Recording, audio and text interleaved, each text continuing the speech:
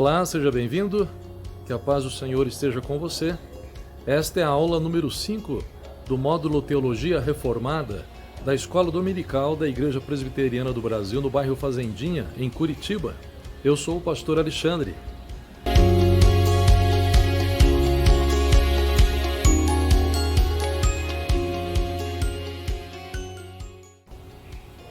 Nosso tema de hoje é a visão reformada acerca do mundo. O mundo é uma bênção, o mundo é uma maldição, o mundo é algo destinado à destruição, a igreja tem responsabilidades com o mundo, a igreja está separada do mundo. Qual é a visão bíblica acerca do mundo? Eu convido você para nós lermos alguns versículos do Salmo de número 24.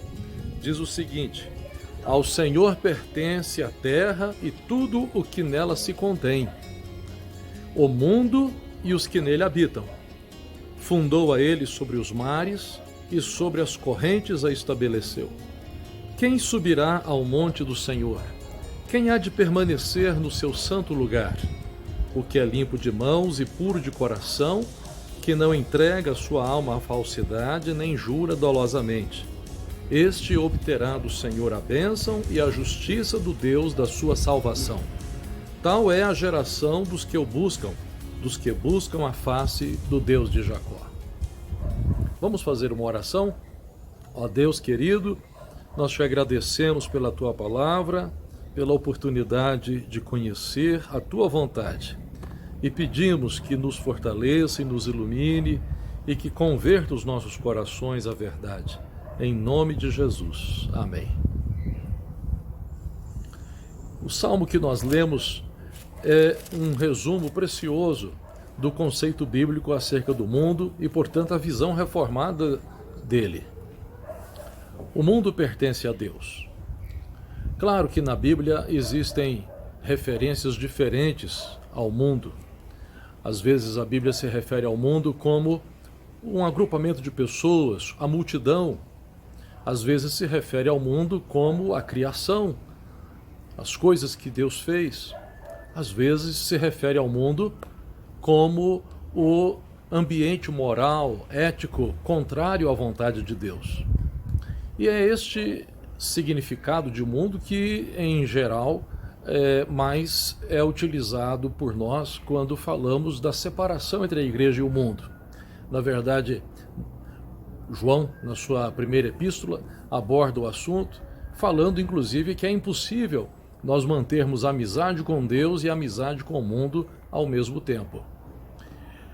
Mas é necessário ter essa distinção em nossa mente, porque, de um modo geral, o mundo é esta grande bênção que Deus criou. E é por isso que o salmista faz questão de colocar as coisas assim para nós, que tudo pertence a Deus. A terra pertence a Deus e tudo o que nela há. Sabe que este é um ponto importantíssimo, é o ponto principal de toda a questão. Não apenas do nosso tema em si, mas de toda a questão filosófica, existencial e religiosa. Deus é o Senhor soberano de todas as coisas.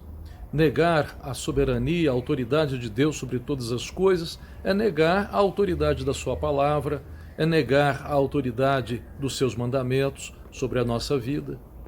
Quando nós nos convertemos a Deus, passamos a enxergar o mundo como sendo sua criação e submissa, portanto, à sua vontade.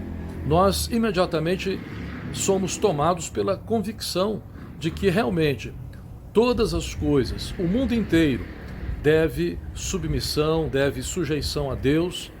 Passamos a perceber que todas as coisas devem girar em torno da pessoa de Deus. Claro que isso é um conceito superado na filosofia, especialmente por causa das experiências negativas que aconteceram durante a Idade Média, quando a Igreja passou a chamar para si a autoridade suprema sobre todas as matérias, não admitindo de jeito nenhum que a ciência pudesse ter os seus próprios caminhos. Aliás, censurando a própria ciência. Claro que com isso cometendo erros gravíssimos, como todos sabemos.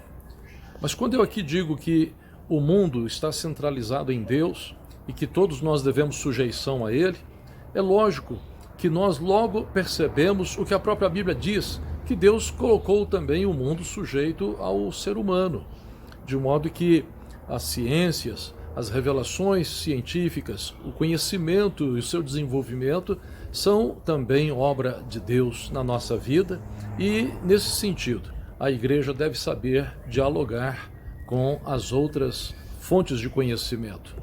Mas no que diz respeito à vontade de Deus para a nossa vida, no que diz respeito às questões morais, éticas, no que diz respeito ao propósito existencial do ser humano, sem dúvida nenhuma, é aqui no Senhor e na sua palavra que nós vamos encontrar a resposta certa.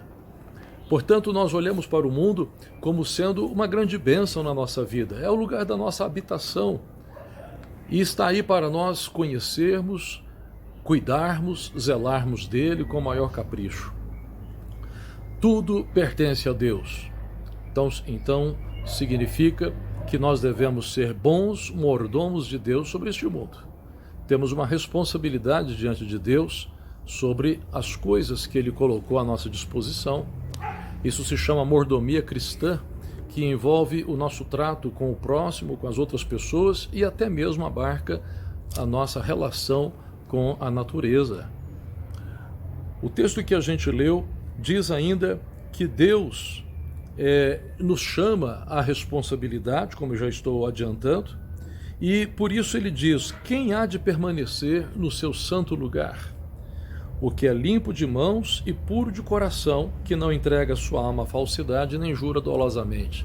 Este é um versículo que fala abertamente e claramente para nós da responsabilidade moral e ética que temos no mundo.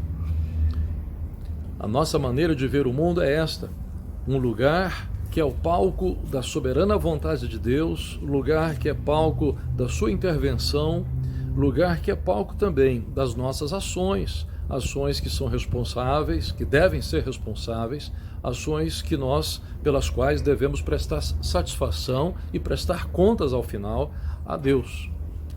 De modo que, quando nós pensarmos no mundo à luz das Escrituras, vamos glorificar a Deus por ele. Vamos louvar a Deus por esta bênção que temos. E vamos também nós enxergar a responsabilidade que temos sobre todas as coisas. A Deus toda a honra e toda a glória. Ele é o Senhor, Ele é o Salvador. Ele é o Deus Supremo sobre todos nós, sobre todas as coisas. Todo joelho se curve diante dele e lhe dê glórias.